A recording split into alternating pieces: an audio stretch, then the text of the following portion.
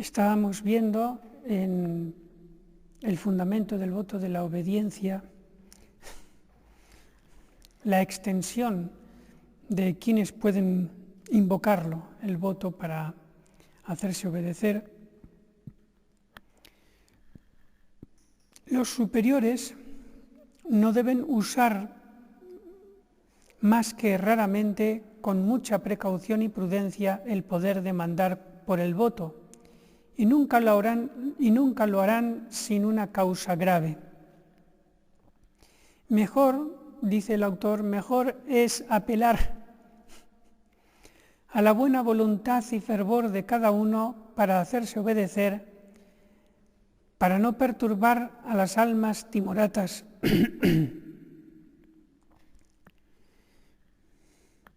Esta precaución se daría en el caso de ser bajo pecado, independientemente por el voto o por la autoridad doméstica. Luego da a entender el autor que cuando un mandato pueda perturbar a estas almas buenas, procurar no tener la intención de obligar bajo pecado. Son como un precepto disciplinar que concretiza las reglas que de suyo tampoco obligan a pecado.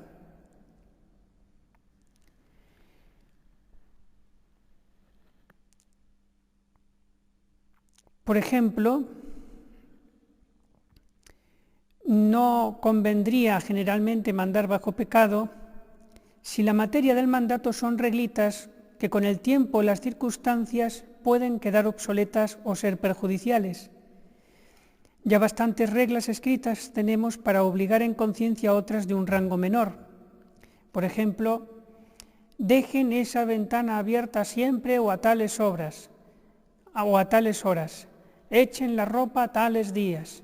¿No? Todas estas cosas que hay que decirlas para poner orden, pero digo que si las reglas no obligan bajo pecado, pues mucho menos habría que tener la intención de obligar a esto, siendo que no son las costumbres que tienen todos los conventos, sino cosas mucho más concretas y particulares.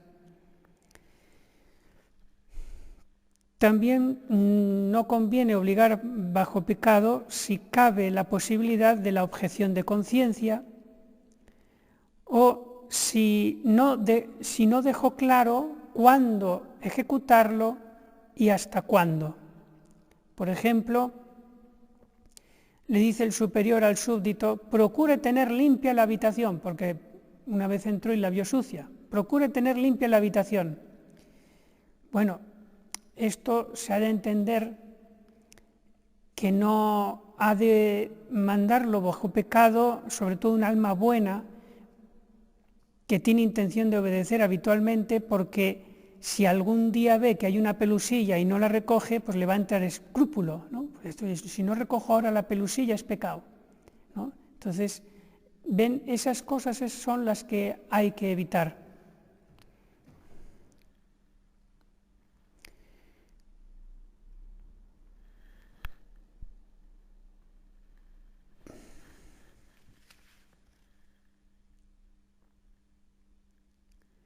Entonces, en concreto, solo conviene obligar bajo pecado cuando peligra el orden o por falta de virtud de la persona, pues entonces ya se repite el mandato en serio, ¿no? Que ya es en conciencia.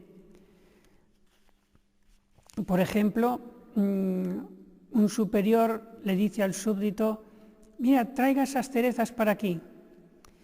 Y el súbdito dice, es que mejor no, porque estas cerezas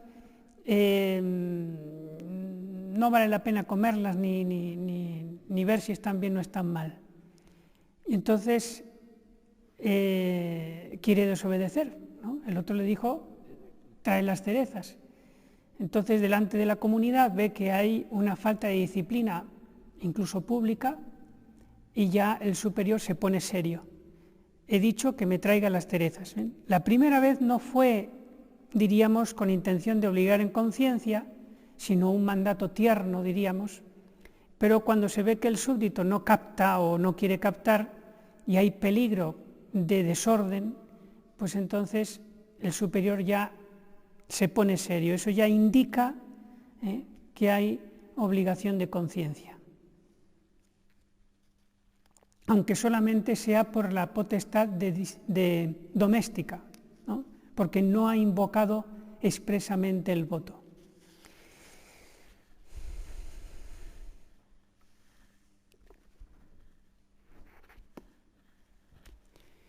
Y voy a leer esto que estoy explicando, lo tiene más o menos resumido el autor. Dice: todavía más que respeto y amor requiere la autoridad obediencia, es decir, la sumisión interna y libre de la voluntad. La rebelión, si no es un crimen, es siempre una falta. Si el superior tiene el derecho sagrado de mandar, el súbdito, por su parte, tiene el deber no menos sagrado de obedecer. Nadie puede, por lo tanto, sin pecado mortal o venial, según la gravedad de la materia, violar una orden cualquiera dada en virtud de la santa obediencia, potestad de dominación, o con intención en el superior de ligar la conciencia, potestad doméstica. Verdad que esta intención es más bien rara, y en el gobierno del instituto o de las comunidades, la autoridad, por regla general, no manda más que como mandan las constituciones, que no obligan bajo pena de pecado. Es decir, normalmente, cuando no hay peligro de un desorden, de un escándalo, lo mejor es, digamos, un mandato tierno, que no obliga en conciencia. Sigo. Sin embargo, en la práctica parece difícil violar abiertamente una orden o faltar voluntariamente y sin causa a un punto de la observancia y no cometer una falta moral. Esto es lo que dice también Rollo Marín, que aunque no es bajo pecado las constituciones o el mandato tierno de un superior, pero si yo lo hago por rebeldía, por pereza o por algún otro motivo torcido, desordenado, pues podría ser pecado venial. Tratándose de obediencia, tanto la prudencia como la caridad aconsejan una delicadeza extremada de conciencia, y entre dos excesos vale más pecar por carta de más que por carta de menos. Es decir, en caso de duda, pues no arriesgarme a tener una falta moral, siempre obedecer.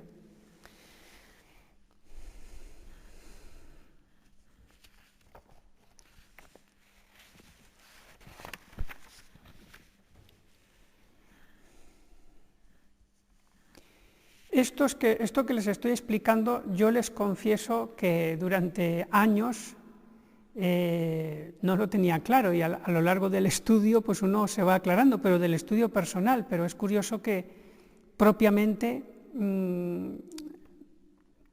no es frecuente que lo expliquen con este detalle, ¿eh? Alguna vez tendría que hacerse.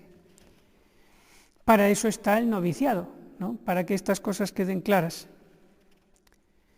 Si el súbdito no hace caso, pecaría no por la reglita, sino por sumar ejemplo u otra circunstancia torcida, como es el caso de las reglas que no obligan bajo pecado. Su objeto: la autoridad no imponga nada que no esté conforme con el espíritu o con la letra de la regla, que no imponga nada que no se requiera para el buen gobierno de la comunidad. Es decir, que no imponga o mande algo que sea caprichoso o totalmente inútil. Por ejemplo, siéntese en ese sillón en vez de en la silla, pero ¿qué más da? ¿No? Bueno, pues siéntese en el sillón, bien, por obediencia me siento en el sillón, pero si no es algo útil, mejor no mandar, ¿no? También otro ejemplo que puedo poner aquí para aclarar la teoría: un superior que dice, a partir de ahora todos los días chocolate en el desayuno. Bueno, no es que sea mucho del espíritu de la regla, ¿no? y de la orden por la austeridad que tiene, pero como no es pecado tomar chocolate, pues entonces de momento obedezcamos, ¿no?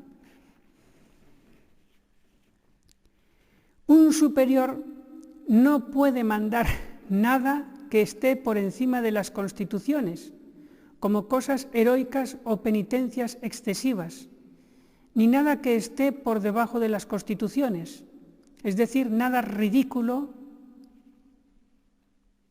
inútil o indiferente bajo todos los aspectos, a menos que se proponga con esto el superior perfeccionar la virtud del súbdito.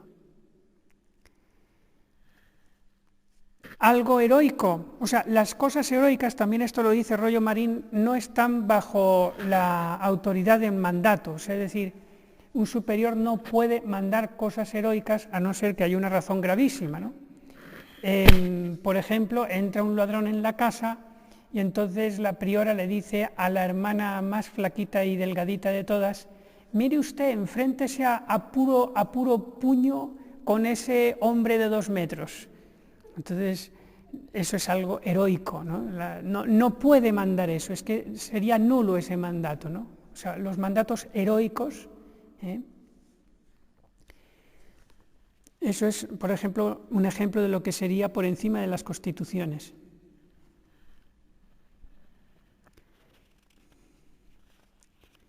Sin embargo, el superior puede dispensar de algunos puntos de las constituciones. El religioso está obligado, es una condicional. Sin embargo, si el superior puede dispensar de algunos puntos de las constituciones, y esto lo dicen las mismas constituciones, cuándo puede dispensar y cuándo no, el religioso está obligado a obedecerle. Influencia universal del voto de obediencia.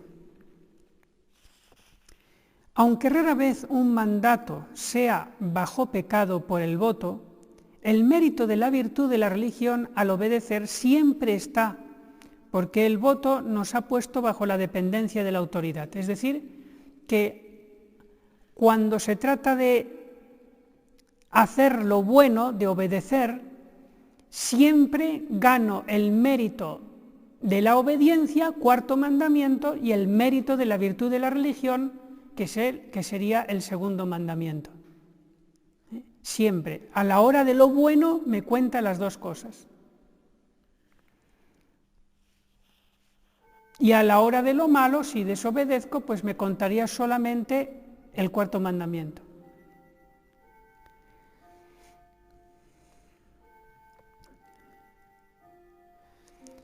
Por eso influye virtualmente el voto en todas las obediencias, aunque expresamente no tenga yo la intención de obedecer por el voto. A no ser que estas obediencias sean rastreras. ¿Qué quiere decir una obediencia puramente rastrera? Pues,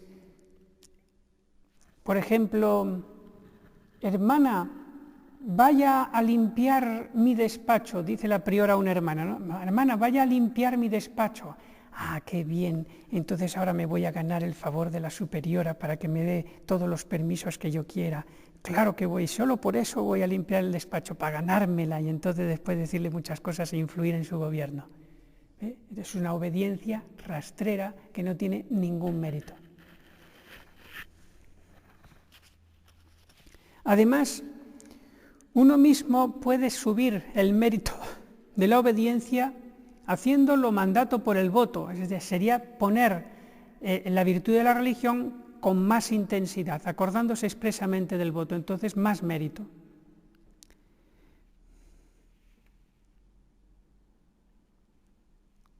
Pero el súbdito no puede obligarse bajo pecado por el voto cuando el superior no lo menciona. Es decir, si el superior no dice en nombre de la santa obediencia o por el voto, lave la cocina. Si no dice eso, sino solamente dice lave la cocina, el súbdito no puede decir, bueno, lo voy a hacer por el voto y si no obedezco, entonces peco por el voto también. No, porque el único que puede obligar en conciencia por el voto es el superior, no el súbdito para sí mismo.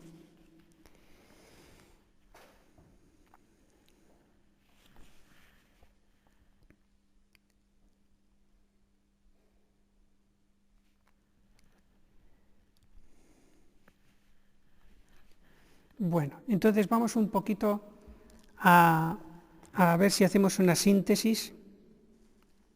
Ejemplo. Están en un recreo en medio de los cerezos. Y entonces la superiora dice a una hermana, hermana, tráigame esas cerezas, vamos a ver cuáles están bien y cuáles mal, el juicio final de las cerezas, vamos a ver. Y entonces, eso es un mandato tierno, no es bajo pecado, no se suele tener la intención de que si no metas las cerezas vas a pecar, ¿no? Pero la hermana se hace la tiquismiquis y no quiere traer las cerezas, ¿no?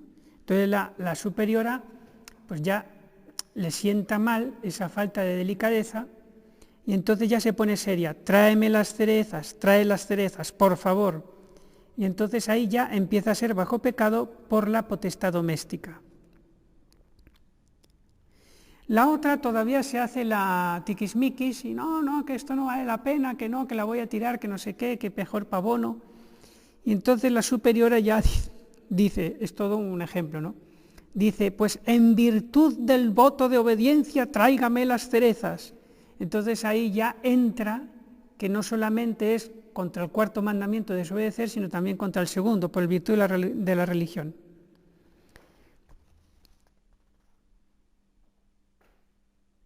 Y si la súbdita todavía se resiente y dice, pues no voy a traer las cerezas ni por la potestad doméstica, ni por la potestad de dominación por el voto, y usted para mí ya no es la superiora porque yo ya hago lo que me da la real gana.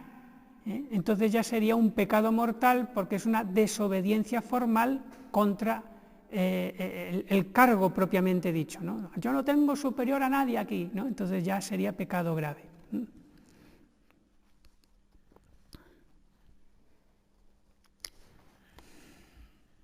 Eso es, diríamos, en un solo ejemplo, el avance, ¿no? de la obligación.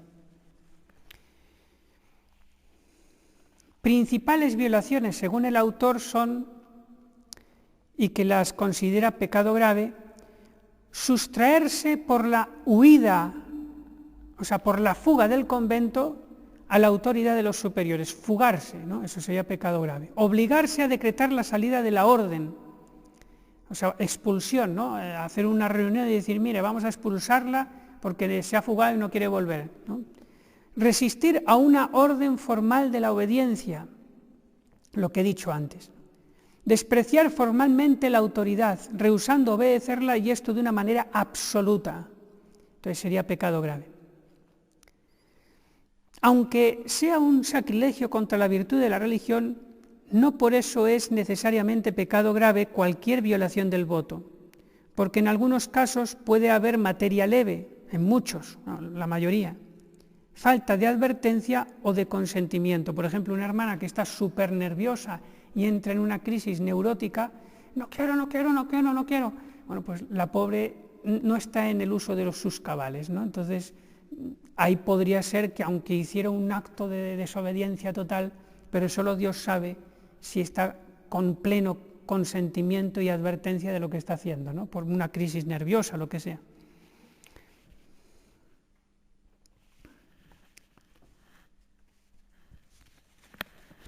Y en estos minutos que me quedan, vamos a ver lo que nos dice Rollo Marín sobre este tema. Pecado contra el voto de obediencia. Desobedecer las órdenes impuestas en virtud de la santa obediencia, sean generales, sean particulares, es cada vez pecado grave si la materia es grave y si se dan las otras condiciones requeridas para constituir pecado mortal. Plena advertencia y pleno consentimiento. Esta transgresión del voto, por serlo de la virtud de la religión, reviste el carácter de sacrilegio. En materia leve, el mandato impuesto en virtud del voto no obliga bajo pecado grave, porque no lo sufre la materia. O sea, si materia es leve, siempre va a ser leve. Tráigame las cerezas en virtud del santo voto de obediencia, y es bajo pecado leve. Hay que notar con todo que cosas leves en apariencia pueden constituir fácilmente materia grave por razón de circunstancias especiales, del bien general o del fin que el superior se propone. Por ejemplo, si pretendiera evitar algún grave escándalo o un desorden notable de la comunidad o desarraigar abusos que pueden agravarse si no se corrigen. En la práctica se puede y se debe, fíjense lo que dice Rollo Marín, en la práctica se puede y se debe presumir que cuando el superior manda en virtud de santa obediencia, lo cual debería ser raro, usa de su poder con la prudencia y que concretamente lo mandado es importante y materia de pecado grave. Es decir, lo que dice Rollo Marín, mira, no uses la potestad de dominación por el voto de obediencia, no lo uses si no es una cosa muy importante y por lo tanto materia grave. Y se ha de suponer que si el superior invoca el voto es porque hay materia grave, porque está actuando con prudencia. En virtud de estos principios se puede concluir lo siguiente. Peca mortalmente contra el voto el religioso a.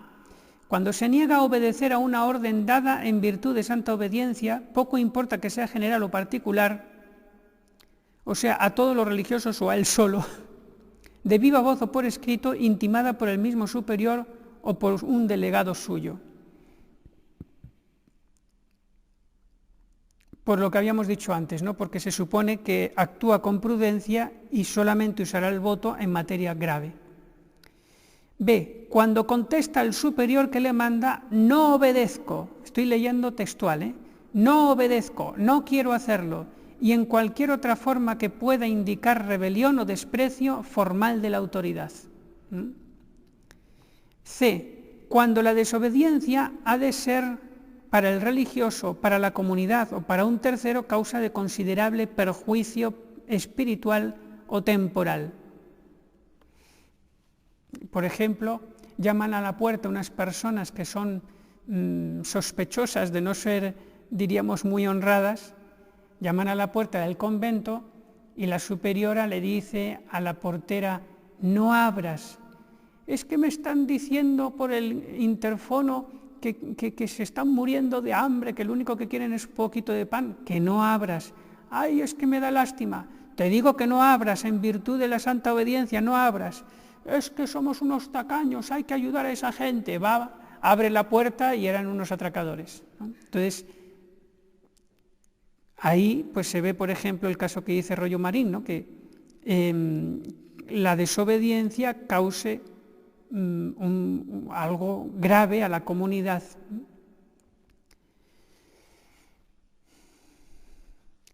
Peca venialmente contra el voto por lo general en los demás casos de desobediencia. Por ejemplo, cuando el superior manda sin intervenir la virtud de la obediencia. En esto parece que Rollo Marín se distingue un poquito del padre Colín, pero es un detalle de nada,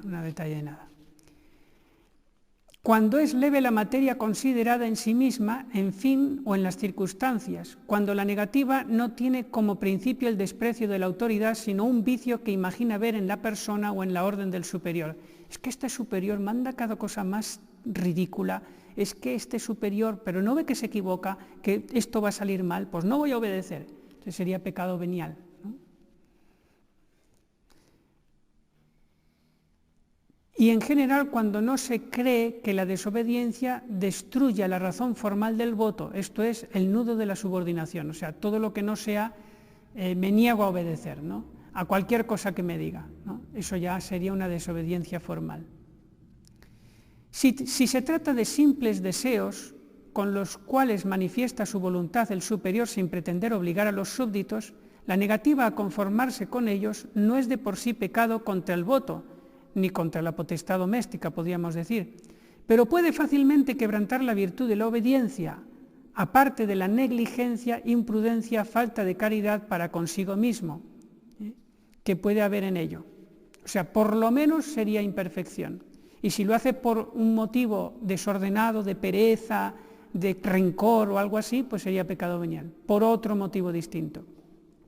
Si se trata del quebrantamiento de reglas o constituciones que declaran expresamente que no quieren obligar bajo pecado, salvo las relativas a los preceptos de Dios y de la Iglesia y a las que determinan la materia de los votos, que eso siempre es bajo pecado, todo lo que es precepto de Dios, de la Iglesia, o cosas que determinan en la práctica cómo vivir el voto de pobreza, castidad y obediencia. Eso siempre obliga bajo pecado, aunque sean las reglas.